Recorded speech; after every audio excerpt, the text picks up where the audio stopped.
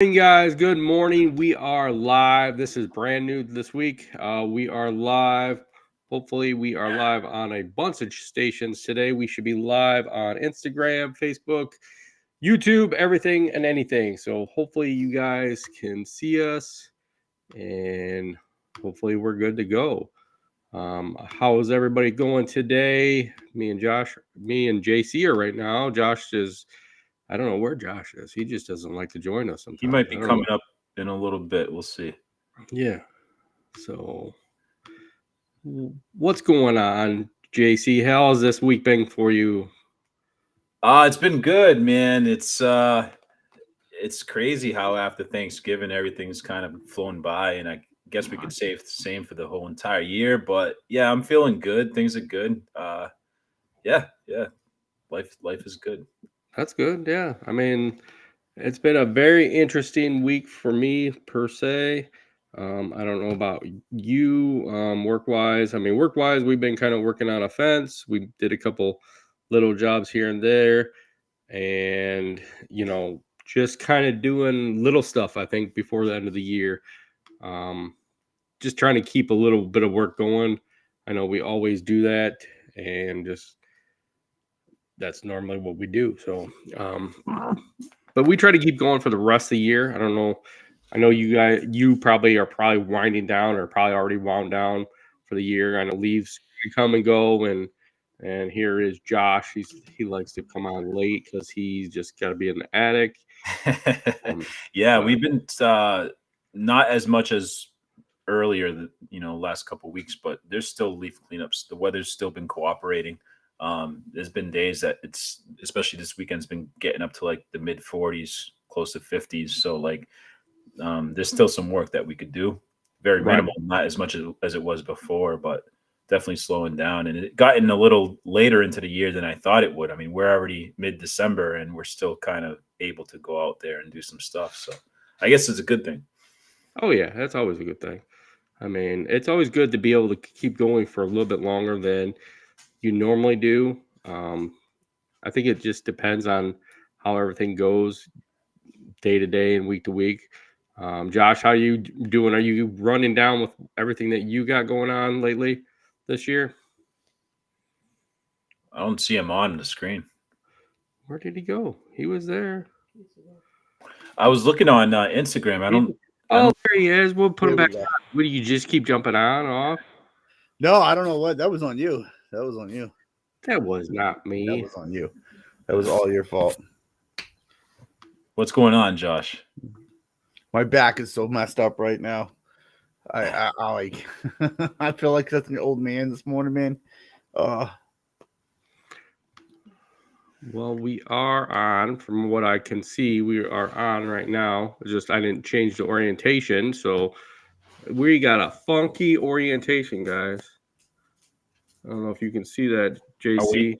Are we on Instagram yet? It says we're live, so let me see here. For the audience, bear with us. We're trying to. Yeah, it says we're streaming live right now. So.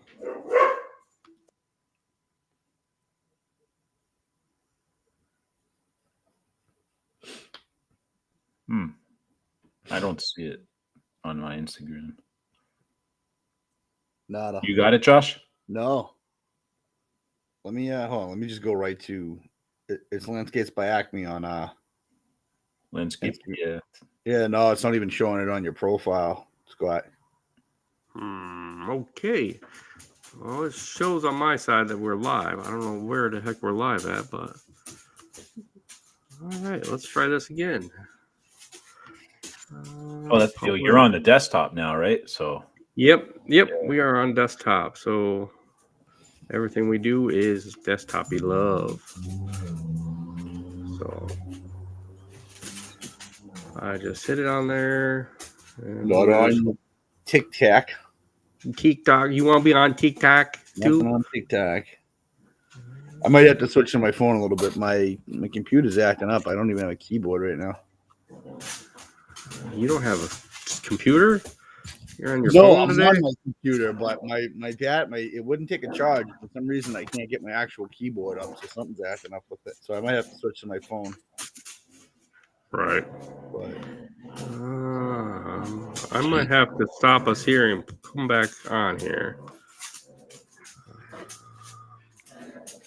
Let's see if I can enter this in and we can go on here live at the same time because it said we were live a minute ago. you're live on YouTube. Yeah, I know I'm live on YouTube. That's the fun part, right, guys? And we're live on Facebook too, so I know that. I don't know why we're not live on Instagram again. This is always the fun part, guys. We're doing it for the audience. Yeah, we're just doing it to try to make sure that we're all live on everything, guys. Josh has no heat in the attic. He's cold. Yeah, we want him to suffer more. I blew my back out, so I'm walking with a limp in the attic, looking like a weirdo. He's gonna ask me for the hat he gave me back. That's how cold he is.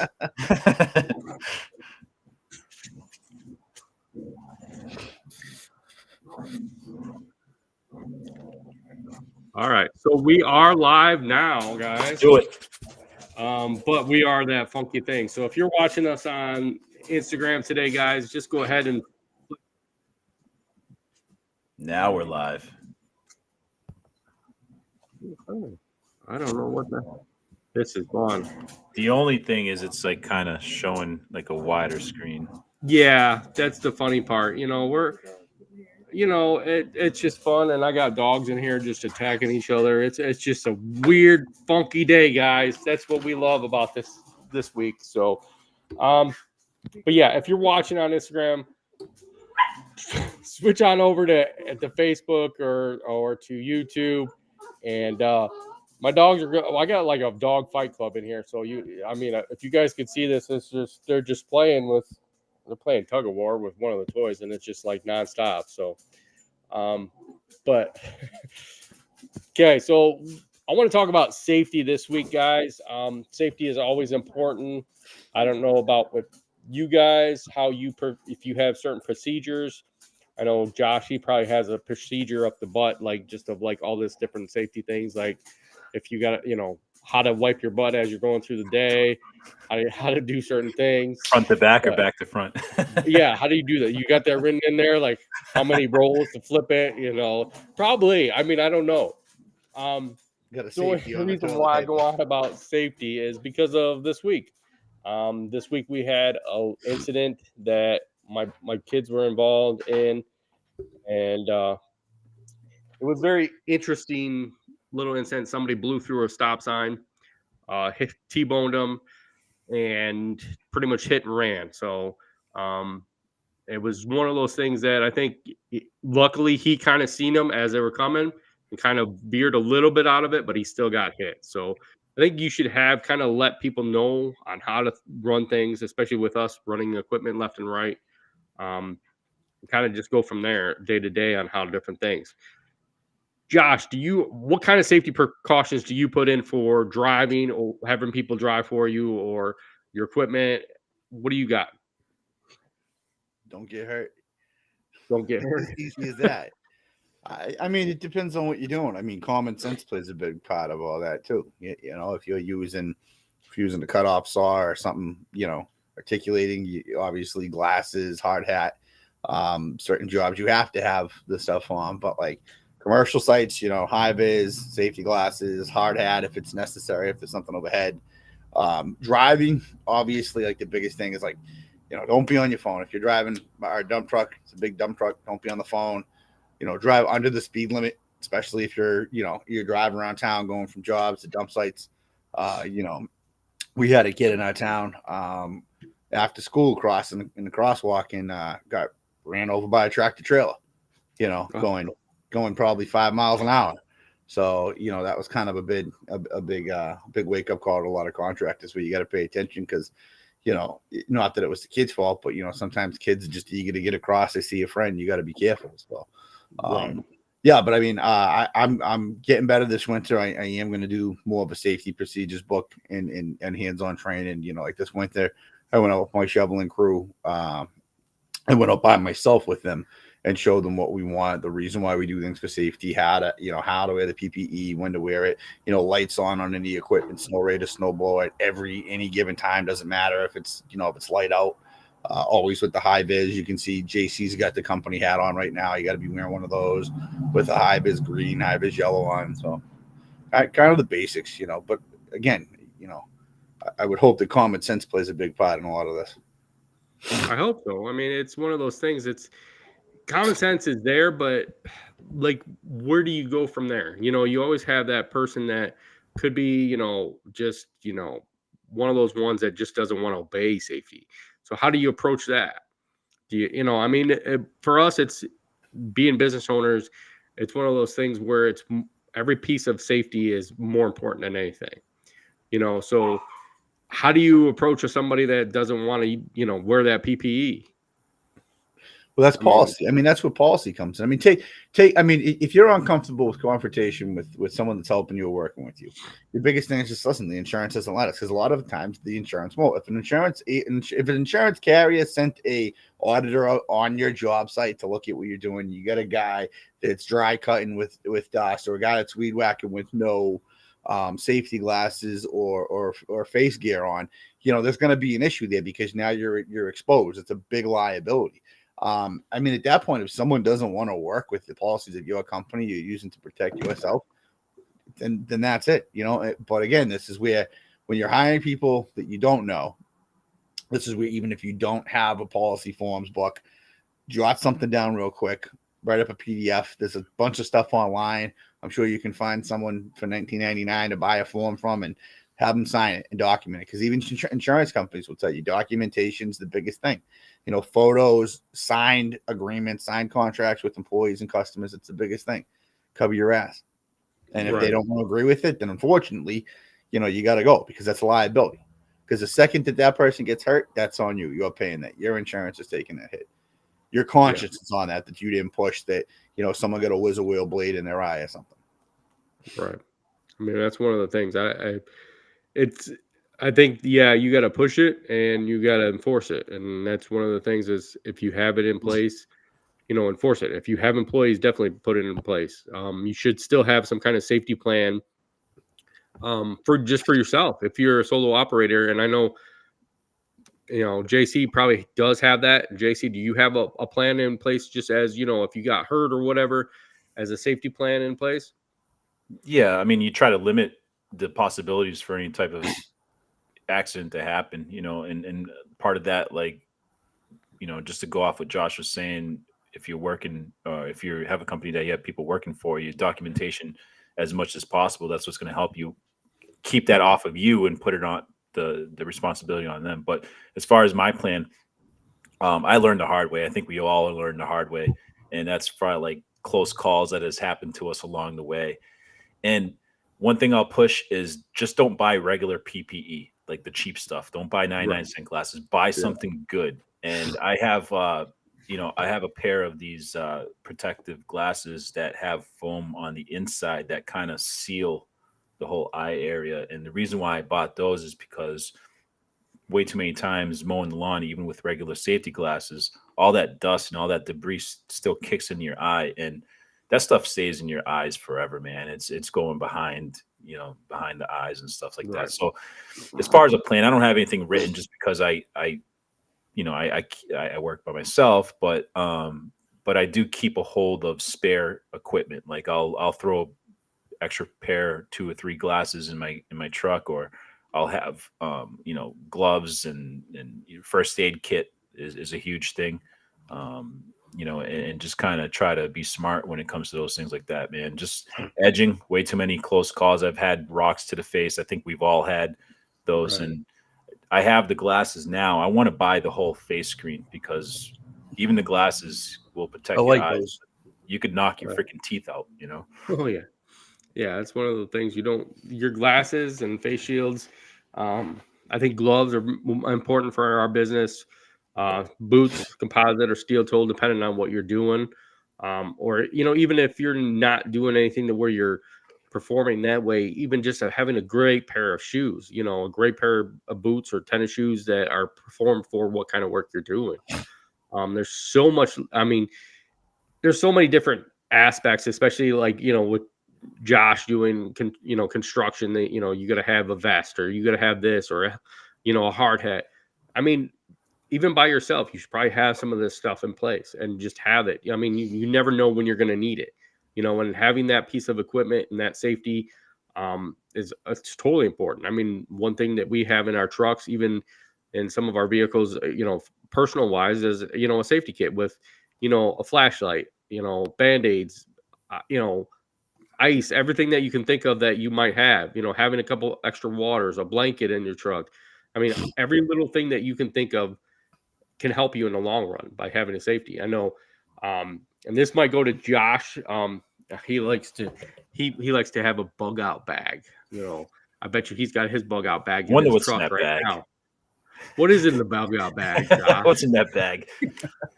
Cookies and Mountain Dew, Oreos and Mountain Dew. 4 years of Mountain Dew. Okay. No, I don't. I have like first aid kits scattered, like trailers, trucks, like basic stuff. Saline for an eye wash station, ice packs, things like that. What about a fire extinguisher? You got one of those? I have to, yeah. So in everything, Every piece of equipment. almost every piece of equipment. You just Okay. reminded me. I got to put one on my front end loader. I don't have one there. So yeah. You said that I'm picturing. I'm like, wait a second. Anyway, but no, but it's like, even in my house, I have a fire extinguisher on each floor. You have to. Yeah. You never know. And I mean, rule of thumb with any incident with like fire or anything like that on equipment is like you do your best, but at the end of the day, like the equipment can be replaced, man. Like that's what insurance is for. Like I don't want someone that works for me or sub or something to try to be a hero and put a fire out and then blows up on them, and then now they got no legs, or they can't feed their family. It's not worth it. But but to answer the question, like eye wash stations, first aid kits, ice pack, fire extinguishers, anything like that. I'm CPR certified. I've trained with fire departments and stuff, so I know like trauma response and stuff. So, Josh, what do you do when you have employees that smoke and are dealing with fuel? Ooh, that's an important one. Again, that's common sense. So, like, if you are that stupid to fill off with a butt in your mouth, You never know. There's that one guy that has to have his cigarette every minute. I mean, you kind of deserve it at that point. You know what I mean? If you're that moronic to friggin' have a butt. I mean, listen, I smoked from the age of 13 till probably 30. And I worked in the automotive background and the construction background. I never did that. I mean, I smoked around it, but I was smart enough not to go through. But no, I mean, that's rule of thumb. Like, I can tell you right now, with anybody that works with me, if someone was to come up and do that, you'd be rad till the day you quit, walked out the door. you know. So I mean, it comes with that, but that's a big no. That's where common sense comes into play. That's what I mean.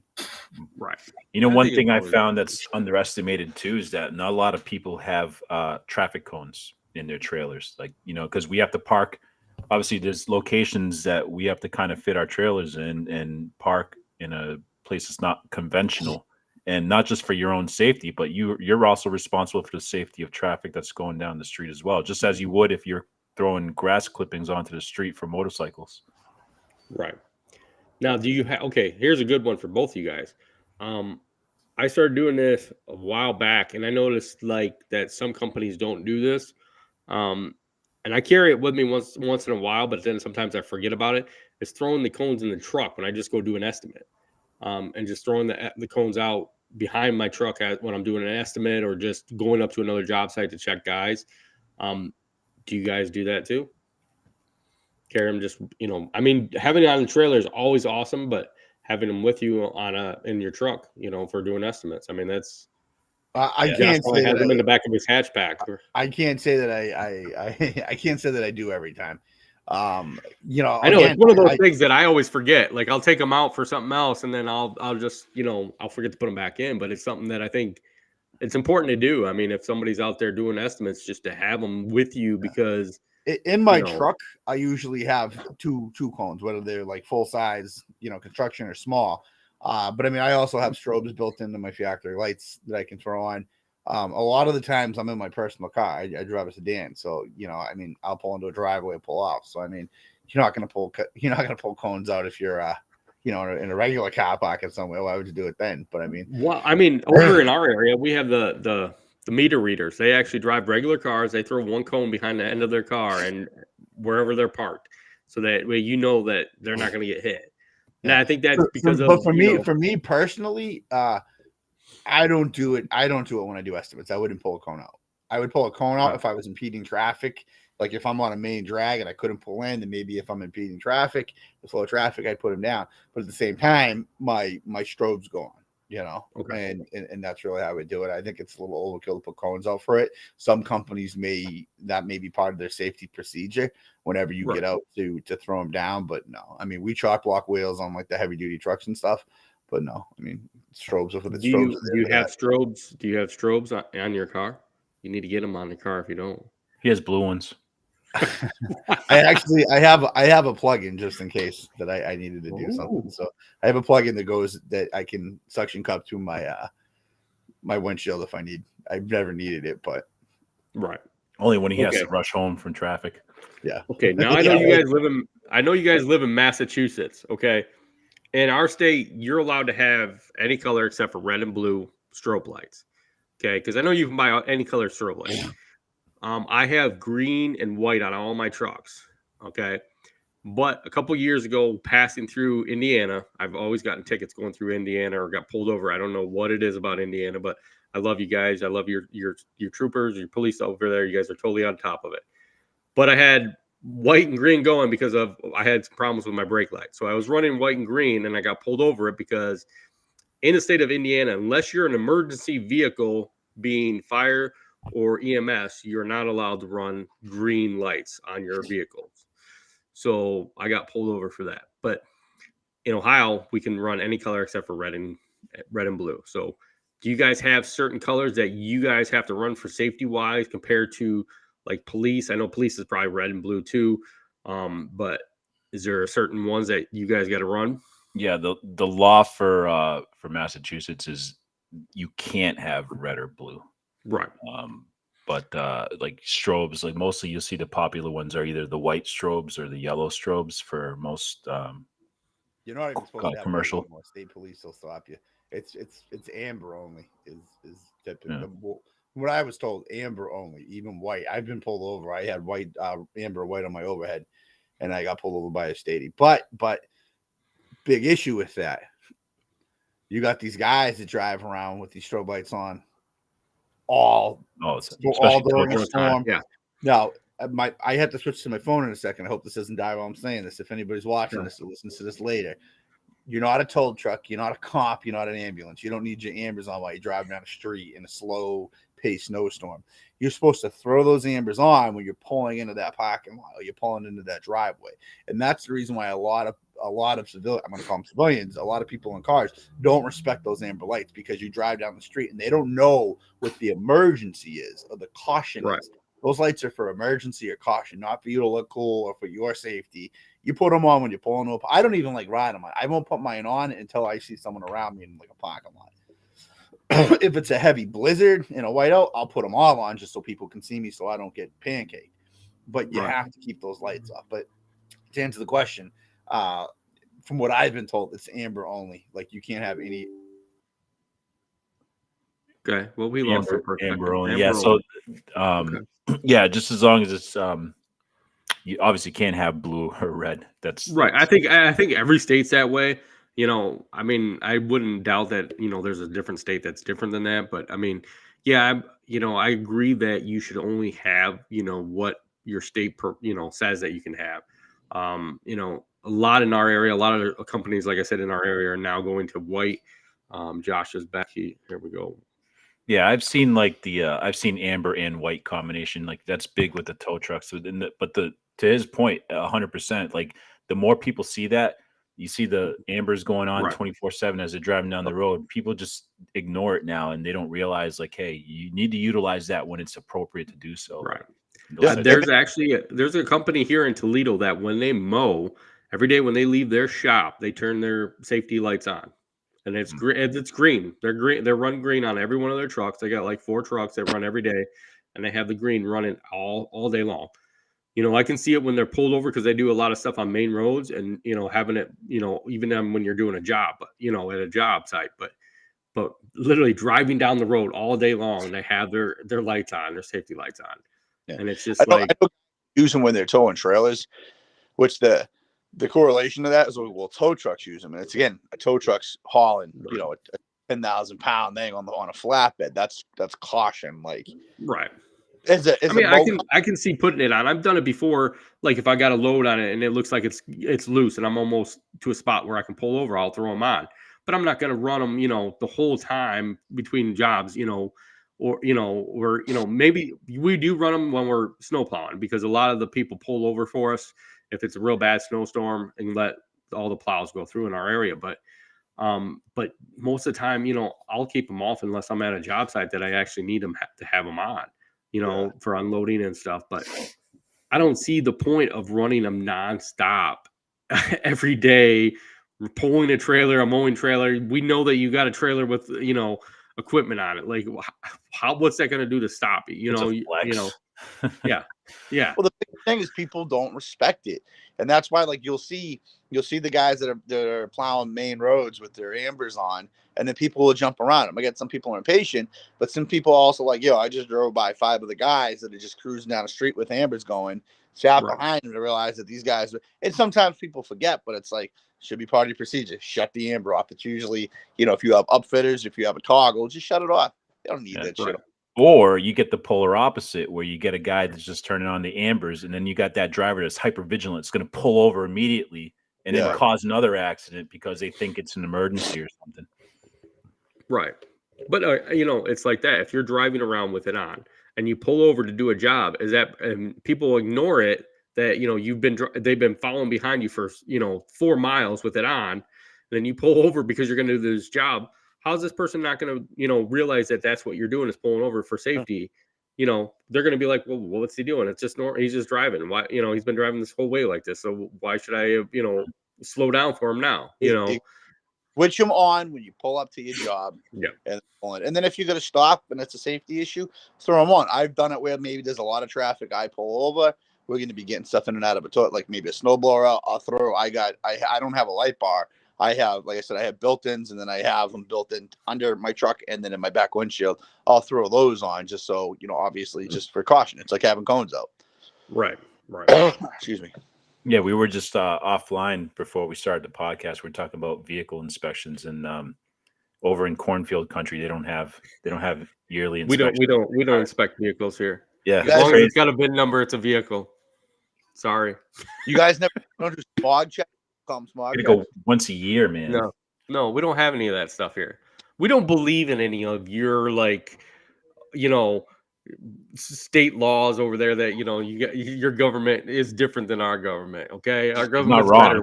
As long as we have guns and take down the corn, it doesn't matter. Okay.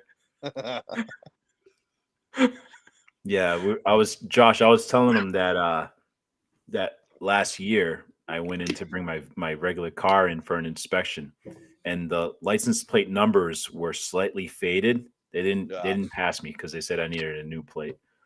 Yeah, they're fit. Yeah, I used to do inspections, and the laws are crazy here with what they do. But yeah, that's actually I have to go in front of my truck in the same thing because the salt, the red's peeling off the numbers and the same issue. So now with plowing and all that, does it cost more work to prepare the vehicles every year? Or is it you just wait till you get the inspection and then fail it and be like, shit, now I got to go fix this?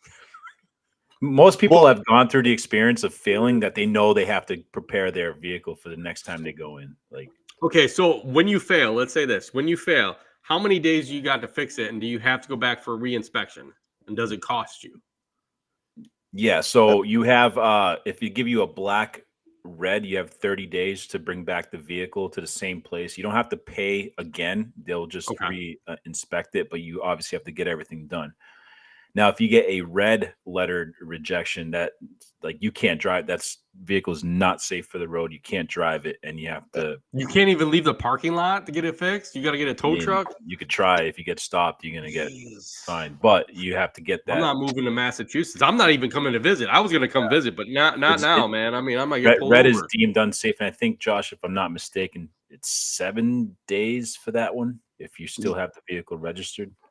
Yeah, so 30 days on a mission, which was just the black. If you return to the same inspection station, it's a free sticker. A red, yeah, it's immediately, and you get 7 days to have it taken care of. But most of the time, those red stickers, people drive with them left and right. You know, I mean, it used to be a thing where you get pulled over left and right. But I know a guy that's had a red sticker on for like the same sticker on for 3 years, and he's never had an issue. I mean, once he gets caught, it's a moving violation if you get caught with it too. So Right. Wow. Okay, and what does it cost if you get caught saying with that red sticker? What does it cost? What is it, like a $500 fine, a week in jail, 30 days in jail? no, It's a civil moving fine. violation, so it's the point. Fine. Oh, so just points on your record and a couple $100. Yeah, I mean they could technically tow the car too. So once you get that citation, But then I could go to the tow place and just pay to get it back out, couldn't I? yeah, Yeah, But I mean, so, at that point, you may as well fix the car. The impound yeah, fee, maybe I'll fix the car. I mean, impound fee. Now you're going to have your citation, you're going to have your tow fee, and you're going to have your release fee. So you're probably sitting at like $500 right there just to get your car out. That was probably filled for like a $25 tail. yeah. It was 35. It was years back a $35 fine. Now it's $50 fine for not having an inspection sticker. Jeez. And then yeah, you'd most likely get your vehicle towed if it's the red. But yeah. Okay, so now this is more involving here. Okay, so when you go get your plates and tags, like, is that fee in it, or is this a separate fee to get your car Separate. So do you guys have to do that the same time you get your registration every year? Like if you buy a car from a dealership, they have to provide you with a passing inspection sticker. That's probably good, because I mean, over here they could let you drive with a car that's literally freaking a piece of shit, and you'd still get stuck with it. You know, registrations every 2 years, and then 2 years. So that's wow, different. That's awesome. But they charge you for each year. That's personal. I have to do personal. I do every year for commercial.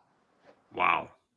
So you have to do your registration every year. Wow. Yeah, and trailers, even personal trailers are once a year.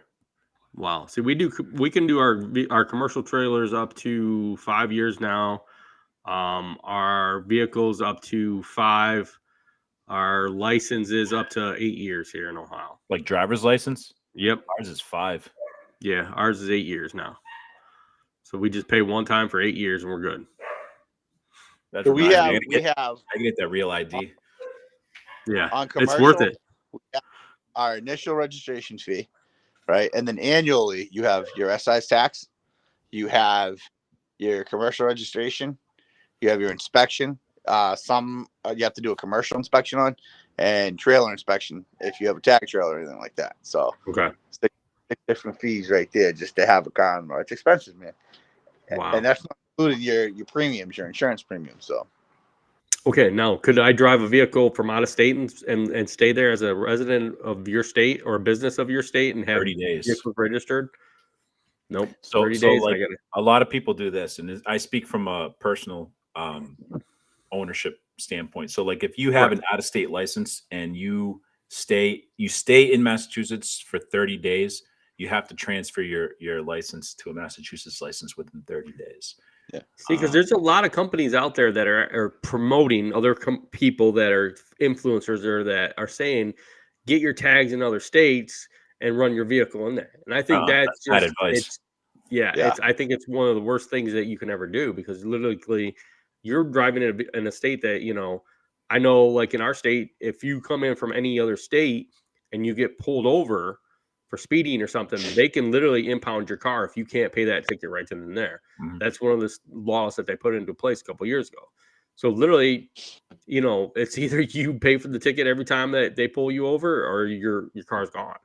Wow. you know, and And I that's a think mess that, too, anyways, for taxes, right? Because you're yeah, registering your vehicle in another state, and you're doing business in one. I mean, you right. want to cut. You have to Yeah. on some of the commercial stuff. If you don't have appointed plates, you get in big trouble crossing state lines. Okay. Like you get in like the DOT stuff, and you can get in some trouble. Like, you got to stop into a weigh station if you have like a rail dump truck or you're hauling a load, Right. and if you don't have the right permitting or not, you can run into an issue. Jeez. Wow. It's Okay. just better to do things the right way. Just Yeah, it's not It- hard. I see that because like me, I try to go the up and up and do everything right. And then like I know guys that will go to Maine. We're in Massachusetts. They go to Maine to register the trailers because they're cheaper. They don't need insurance or something, and that shit pisses me off. Like that Right. drives me nuts. It's like I pay. I mean, it's Massachusetts. Like you pay out the ass for everything here, man. Out the ass for everything. Well, it sounds like it. It really sounds like it. That's why they call it Taxachusetts. Yeah. Yeah. You guys took in the Boston Tea Party and just kept going with the tax on it. Yeah, they forgot started with that, huh? Yeah. Just started right there and hey, let's just keep raising it every year. I guess we got representation. So safety wise, you guys all got the safety stuff. I really want to know what's in your bug out bag, Josh. I know I have a bug out bag, and I want to know what's in your bug out bag, Josh. I really do. No, hold on. Is this a bug out bag for work, or is this like a personal bug out bag that you have? Like, It could be used for anything. or it's like everyday carry bag? What are we talking about? I don't think it's everyday carry bag. I just think it's a bug out bag. You never know when anything's going to hit the fan. I mean, you got to have safety gear in it, and Put it this way: anything that I drive during the day has my essentials in it. It has my first aid. It has my weapons. It has whatever I need. Don't ever get into a car with Josh Curvin. and you've driven them or placed. And I have too. Yeah, I don't know. That's why I always get What he has on his personal possessions is not my responsibility. Yeah. Oh, I think. Okay, so we ran it down that you should have safety gear, goggles, boots, gloves, hat. Do you guys carry extra pair of clothes? I know I used to have a guy that worked with me, and he used to bring in a bag, and he carried extra clothes. Wipes. He used to carry wipes, like Clorox wipes, body wipes, baby wipes. He used to carry a roll of toilet paper. You never know when you got to go to the bathroom. So, I mean, it's one thing, even when you go into the porta potties, you never know if there's toilet paper in there. So, I mean, you got to have that. So, sanitizer. I carry sanitizer in my truck, hand sanitizer. I don't know what else. Do you guys carry like snacks and stuff? I mean, I carry water, snacks. Oh, you just stop at the convenience store and buy Well, something. what if you're like away from that, or like? Bro, we live in the city and we work around the cities. It's like we're not. Well, I live in the cornfield. Okay. We stop at Cumberland it's not- Farms, buy a Snickers bar, Powerade, and then we go on to the work. Take the tractor down to the market and buy me some water. No, They don't even have currency; they trade stuff. Yeah, we right. trade stuff. I give them a pack of corn for a granola bar. Okay. Nick was right. The Amish guy just comes through. That's like your roach coach, right? The Amish guy comes through on the buggy. He With literally with all kills the a food. chicken on scene and then cooks it. Yeah. Dude, you got to realize, man, we got 7-Elevens like every corner over here, man. We got gas stations. It's just out here where I live. There's A gas station. I got 10 minutes to get to the main gas station. Okay. I have a gas station right up the road, literally about 4 miles, I think it is. And then I have a Dollar General literally behind my property. So Toothless, I can Joe, walk to a Toothless Dollar Joe pumps the gas. Yeah.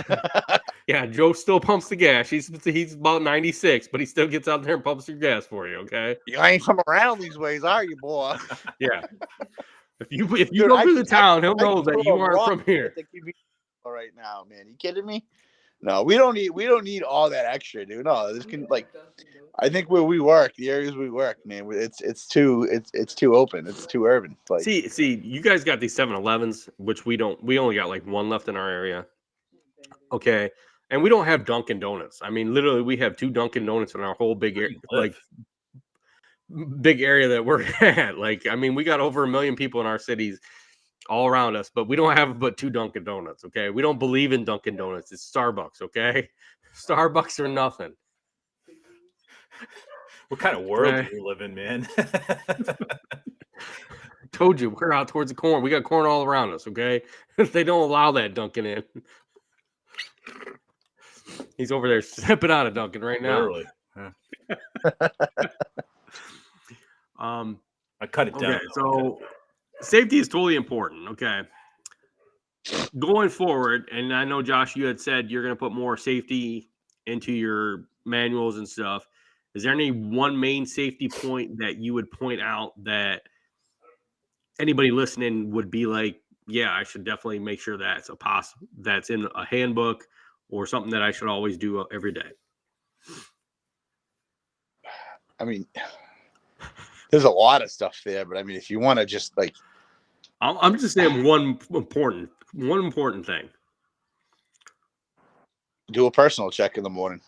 Personal check meaning, you're wearing steel toes, and at the very minimum, steel toe boots or safety boots and eyeglasses. Those are something you should have on your person at all time. Like, have them in your pocket. Don't go cheap. Okay. That's a lot where I'll see guys out wearing like Jordans, Right. cutting grass, and I get it's uncomfortable, but man, those mower blades will take your foot off. Even something small like that. So I mean, I get it. They make comfortable work boots now with anti-fatigue. So Right. spend the money, do it right. An older guy, a friend of mine, he gave me some pretty good advice, like even just your daily vehicle inspection, making sure you don't have flats or anything like that. But he told me to start at the passenger side tire. That way you're forced to work around your car once you get back to the driver's seat. So you check each tire, check whatever, check your lights, check all that stuff. Now, no one's going to do that every single day, but it's a good habit to form, just making sure your vehicle's safe, your tires are inflated so you don't run into any issues. Yeah, I think that's very important. I think both those are very important. I would say one important thing would be to make sure that you're dressed ready to go. I mean, most people don't dress the right way. Wear long shirts that, or shorts when they should be wearing pants. It just depends on the season and what you're doing. And a lot of times in, our industry, a lot of times pants are a lot better than shorts. I mean, it could get hotter than heck out there, but pants are a lot better than anything. So, you just got to be prepared for everything and make sure you're dressed the right way. I don't know how many times I've had people come in for a snowstorm wearing shorts and, a sweatshirt and like, I'll be all right. I'm just shoveling, I'm in and out of the truck, right? No, you're out there for a long time, some of these jobs. So you need bibs. You need bibs. Like, you can't wear shorts. I wear, in the summertime, I wear a thin long sleeve shirt. Okay. And I don't get overly hot or anything. I think Pablo from Black Sheep does the same thing, and he's in Florida. Like, it's just, I see a lot sun more protection. people wearing the thinner long sleeve shirts, just because it's UV protected, and then you also it's still getting your breathing still through it, instead of a thicker sweatshirt. So, or thin, thicker long sleeve. Josh, I mean, I see every time I see Josh on his pictures, he's in a tank top. So I mean, that must be company policy over there. I got a little bit of He can't everything. pay for company shirts. That's what it is. I think I paid you for company shirts. We have company shirts. We have the UVF long sleeves with the hoodies. Okay. And then honestly, at the end of the day, sometimes the tank top is just what it is, man. When you're in like a dry area and it's just like we do a lot in some of the beach towns, and you just cook where sometimes it's like, I'm not a big supporter of wearing shorts to a job site, but on those days it's like 90 higher, it's like wear your basketball shorts, like do what you got to do. Like if you're not cutting, if you're just laying pavers or raking mulch, like go ahead. Right. I think it just depends. Like I said, it depends on what job you're doing. Every job has its abilities. But yeah, I mean, having the steel toes is, I think, the most important thing for anybody in our industry. I mean, unless you're putting mulch down every day, but still, you got a shovel, dude. Like, you could literally drop that shovel on your foot. Somebody else could be retarded and run it over with the truck or the trailer. Like, stop. Go ahead and make sure that you're totally prepared. Josh wears the Reno 911 shorts.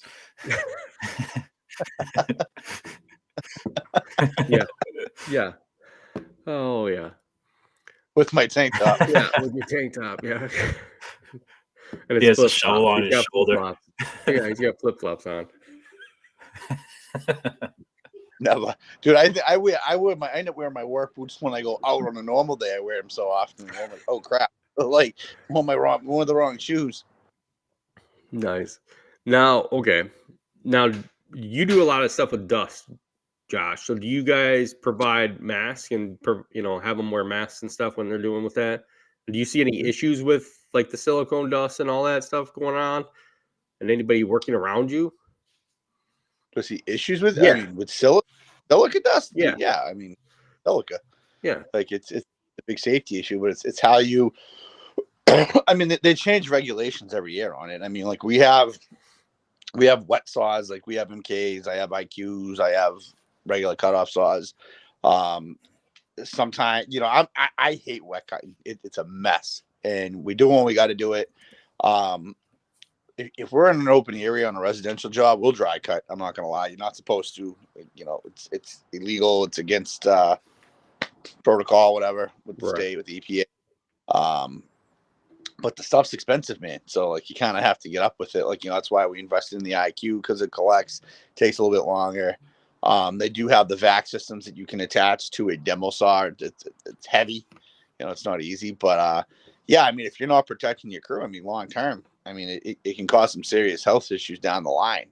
And whether or not you're in business at that point, I don't know how that can come back and bite you in the ass for like if you're not protected. Like if, like, say you're a sole proprietor and, you were in business for 20, 30 years and you had a guy cutting and you didn't provide masks and you didn't have a safety protocol. And now this guy ends up with lung cancer or some sort of silica cancer. Like, are you liable for that down the line? So you want to make sure you protect. I mean, those N95 masks, they're not expensive. You can throw those on.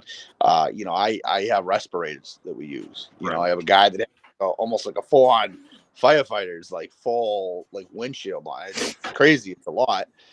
You'll have guys complain because facial hair, right. They don't want to wear facial hair pulls down on them. But I mean, at the end of the day, it's like your policy is your policy. You got to protect the people that work with you. I mean, Right. that's not something to. Yeah, it's not something that you want to mess around with. Definitely.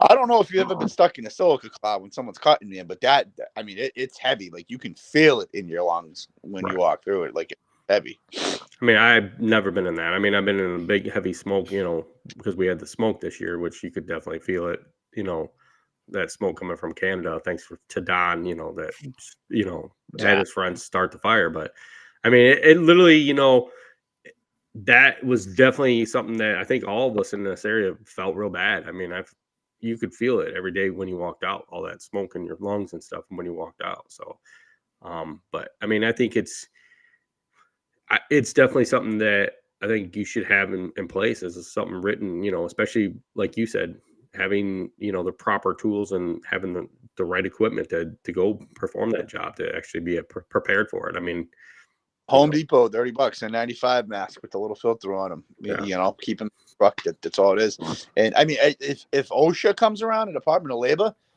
I did a podcast with Lawn and Landscape magazine a couple of years ago, and it's $5,000 per person on the property. Wow. That you could find $5,000 per person on the property, and you get shut down. Wow. And you have to go to a training. You have to go to a state state training program. Yeah. Wow. To get certified or whatnot. So costs a lot of money. You know what I mean? Right. Oh yeah. 3 guys on the job, and then the homeowner walks out. That's $20 grand worth of fines right there. Right. Yeah. You ain't making nothing on that job then. I think. But that's opening up a can of worms that there's nothing else on the job site. So now you got OSHA and you got the Department of Labor coming in. Now, what if you got a guy that doesn't have a steel-toe boots on? What if you're on a commercial property and you're using? That's the thing. The second they find one violation, they're going to be searching for the second, third, fourth, fifth. Yep. Right. That's like getting pulled over by DOT with an R, a red R. Like, forget it. One, your commercial vehicle's gone. Now they're going to go through and they're going to find every other thing on their car, and you're going to get written up for it. So It's like you want to make sure everything's. It can be a domino effect if you're not doing things right. Right. I agree with you. I mean, I think being totally safe from the get go, no matter if you're a solo operator like JC or running a multi-million dollar company like Josh over there, you should have it down to the T.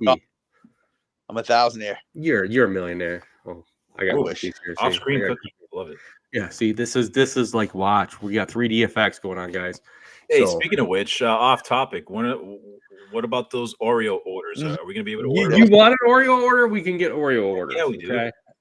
Yes. Yes, we will ship Oreos to anywhere except for Mexico, Canada, outside of the Great. States, UK, anything like that. Okay, Those are so good, man. so good. These are good too. These are real good too. These are made good too. So, but I think safety is definitely a main part of your company, no matter what, and it's always something that you should look at every day. I think looking at every day, even if you're by yourself, just going through your trailer, going through your truck, going through your equipment, making sure that you have the stuff. Even one thing that you should do, even if you have a couple guys working for you, go through at least once a month if you can. At least once a month, go through, check those safety boxes, check your fire extinguishers to make sure they're still operatable. Make sure that everything's still in check. Because sometimes not everybody goes through and lets you know, like, hey, I used 4 Band-Aids out of here, or I used the gauze pad for this, or I had to use the fire extinguisher to put out a small little fire on the trailer. You never know what's going to happen from day to day and if it's going to get back to you. So if you're an owner and you have crews, go through and make sure that everything is in check every month. It literally takes 15 minutes, 20 minutes to actually do this, and to be in safe and perfect condition it is. And if you got crews running out daily, and I know a lot of business owners don't show up at the beginning of the day to be there with their crews, but if you got to be there at the end of the day, make sure you're there and go through their, make sure they're properly dressed for the day, or they have their steel toes or their glasses, and let them know what you can do to prevent anything else from that point. Safety meetings are always good once a week. I used to do that when I had a whole bunch of crews, is once a week had a safety meeting. I know Josh probably does this every day, and it's always an important thing to do. So These are like everything Scott just said too.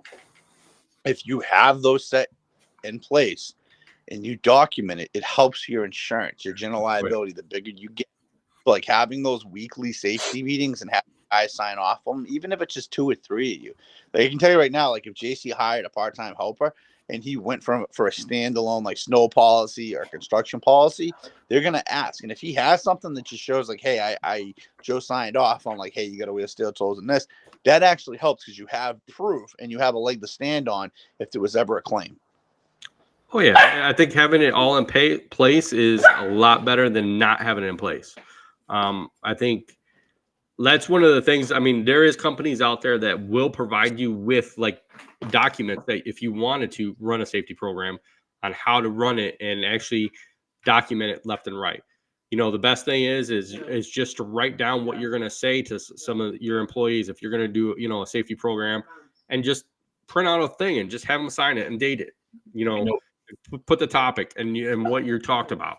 One thing that I'm going to do now is, I think it's a newer trend, but I think it's important too. I want to buy a dash cam just to take a liability off of you. Like you get into an accident and it wasn't your fault. Like you have some type of footage to show that. I think that's a good idea too. Yeah.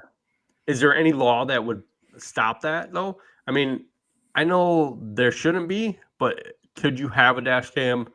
Like I heard somebody before, a business owner that had it on it, and something happened in his truck with one of the employees, and one of the other employees, they had to pull it out of their truck because I think in their state it wasn't allowed to videotape other people in the truck. As long as without consent or a something. few things. So anything that's on your windshield, as long as it's not impeding operation, it's not in your view of blocking anything like that, that's fine. Here, you can record whatever you want.